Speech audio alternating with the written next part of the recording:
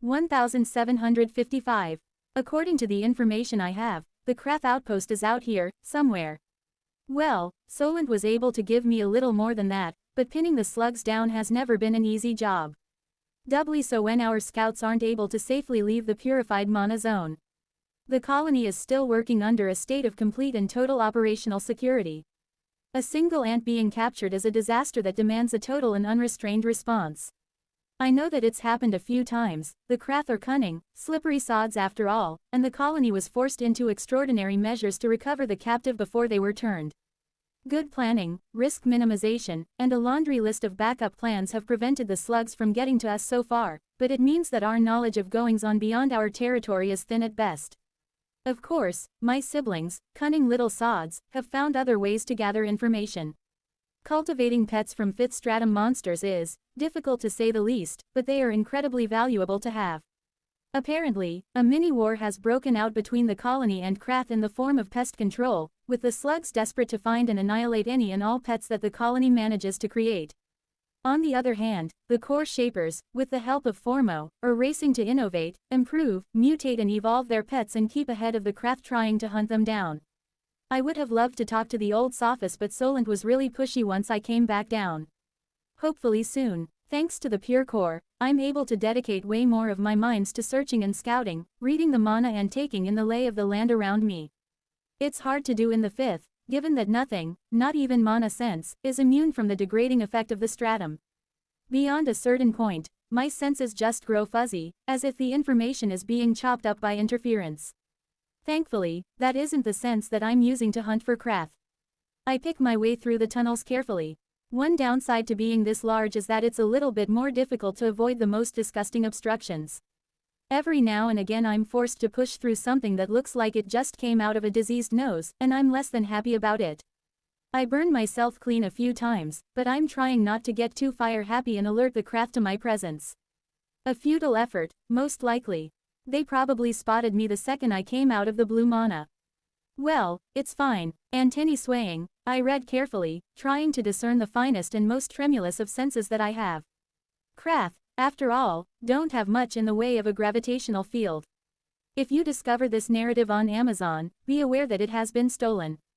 Please report the violation. I would say the average Krath has less mass than an average human, even if the very largest slugs have significantly more. Squished down and unmoving, it's extremely difficult to pick out the buggers even if I know for a fact they're present. Thankfully, they have no idea how I'm able to find them and can't defend against it. Which is exactly how I find my first slug. It's a sneaky little thing.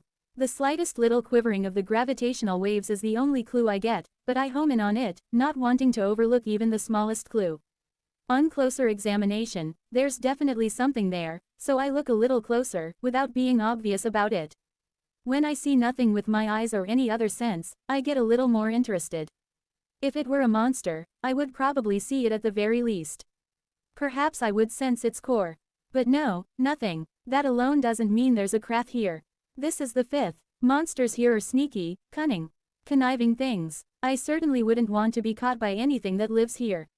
Again, I inspect, I sense, I waggle my antennae, use my minds and eyes to confirm as best I can. That's when it twitches. Aha, getting a little nervous, little Krath. Now that I'm here, so close, you're finding it difficult to hold your nerve and remain still. Well, too bad. That tiny hint of movement might have been nothing in the grand scheme of things, a brief flexing of a pinky toe, comparatively, but it was enough. I see you. Flattened out to an incredibly thin layer, the slug has modeled its skin to blend in with the mold around it masterfully. Being honest, it's basically totally invisible. If I didn't know exactly where to look thanks to the gravity waves, then I would never, not in a million years, see the dang thing. You have been betrayed by your own mass, slug. However, finding just the one slug is not the name of the game. Gradually, I extend my senses, spreading outward, reading the waves, the mana, everything. Mostly, what I'm looking for are other Krath, but also cracks and sneaky little passages in the rock. It is tough to find them, but they too create disturbances in the gravitational field from the otherwise unbroken stone. After a while, I give up. I'm not getting anything. Looks like there's just a lone scout, hanging out on the wall.